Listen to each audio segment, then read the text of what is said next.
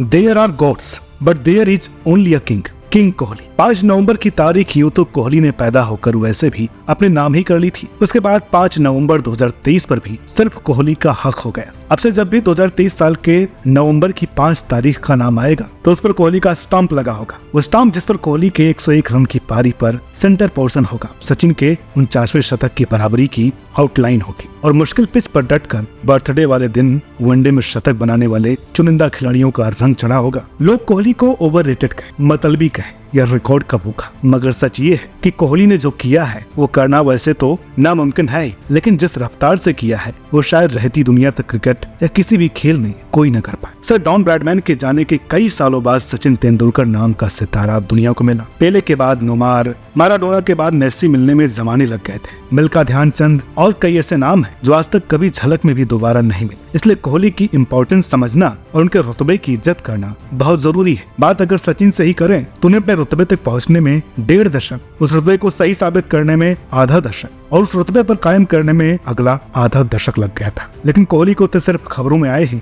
1.5 दशक हुए हैं और वे अब खबरों से 7 आसमानों पर आ चुके हैं। शायद कोई रिकॉर्ड, कोई लम्हा ऐसा हो जो कोहली के डेब्यू के बाद घटा हो और उसमें कोहली का जिक्र ना हो। हालांकि कोहली के इस खेल या कहें इस सफर की कहानी की एक्सप्लेनेशन अक्सर उनके टैलेंट, उनकी मेहनत और उनके सैक्रिफाइसेस के हवाले से दी जाती है। मगर कल का मैच जिस तरह से घटा उसने कोहली को लेकर तारीफों की नींव तो रखी है, लेकिन बीते कुछ सालों में कैसे सिर्फ कोहली के लिए पूरी टीम खेली है या कहें टीम ने कोहली को कोहली बनाने में जो मदद की है उसका डेमो भी दिया। बस फर्क इतना था कि कल कुछ खिलाड़ी थे और मुश्किल पिच थी, लेकिन इस सफर में कई खिलाड़ी थे और कई मुश्किल लम्हे थे। हो सकता है आपको हमारी कही बात इस वक्त समझ में ना आ रही हो, तो चलिए जरा कल के मैच की कहानी में कोहली को सेंटर पॉइंट मानकर उनके करियर को समझते हैं और इंडिया की 243 रनों की जीत का थोड़ा अपने निराले अंदाज में करते हैं। तो दोस्तों, रोहित ने कल ओस की प्रेडिक्शन जानते हुए भी जैसे टॉस जीतकर बैटिंग का फैसला किया और टीम को चैलेंजिंग सिचुएशन में रखते हुए बैटर्स को चार्ज होने का मौका दिया, वैसे ही कोहली के क्रिकेट करियर की शुरुआत में धोनी टॉस जीतकर चेज चुनते थे। उसके बाद जैसे रोहित ने तेज 40 रन बनाकर मुश्किल पिच पर साउथ अफ्रीका वालों का दिमाग ऐसा चौक किया कि कोहली को टाइम लेने का मौका मिल गया,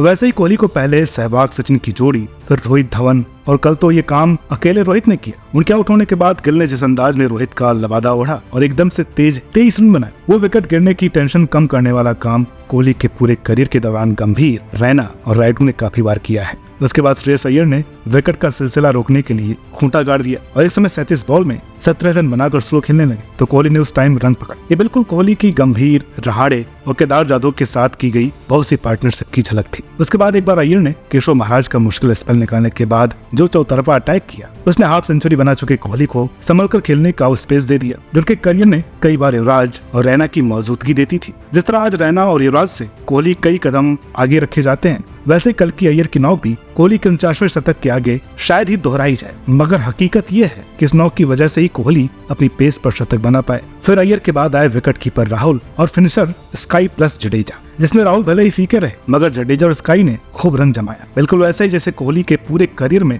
सिर्फ एक आदमी अकेले ये रोल अदा करता था, महेंद्र सिंह धोनी। कल जैसा स्काई और जडेजा ने कोहली के लिए शतक के रास्ते आसान किए, वैसे धोनी ने पूरे टाइम कोहली के करियर के लिए किए थे। इन सब के सैक्रिफाइस और कंट्रीब्यूशन को फिर कोहली ने रिवार्ड दिया, जिसके बाद हर प्लेयर अगले मैच में खुद को इग्नोर होने वाली बात को बिना फील किए ये प्रोसेस दोबारा दोहराएगा। वो रिवार्ड जो कोहली के नाम है और हक जिस पर सिर्फ कोहली का है, मगर उसमें योगदान हर शख्स का है। जैसे कोहली के शतकों की इंपॉर्टेंस जहीर, इरफान, भुवनेश्वर, अश्विन, ओझा, चहल, उमेश, ईशान से होते हुए शमी, बुमराह, सिराज, कुलदीप और जडेजा के स्पेल्स बढ़ा देते थे। कल भी बुमराह, शमी, सिराज, जडेजा और कुलदीप ने कोहली के 100 की वैल्यू 10 गुना बढ़ा दी। उन्होंने अपनी शानदार बॉलिंग से सबूत दिया कि कोहली ने जो कल के मैच में किया वो कोई बच्चों का खेल नहीं था। बिल्कुल वैसे ही दूसरे बॉलर्स ने पूरे करियर में बताया कि कोहली से स्टेट्स बनाना हर किसी के बस की बात नहीं है। बाकी कोहली के करियर में टीम के कंट्रीब्यूशन की इंपॉर्टेंस ऐसे लगा दीजिए कि मोहम्मद यूसुफ जो पाकिस्तान के वन ऑफ द ग्रेट्स हैं, उनके कई शतक हार में आए हैं। ऐसे कुछ एग्जांपल लारा, सचिन, यहाँ तक कि पॉन्टिंग के भी हैं।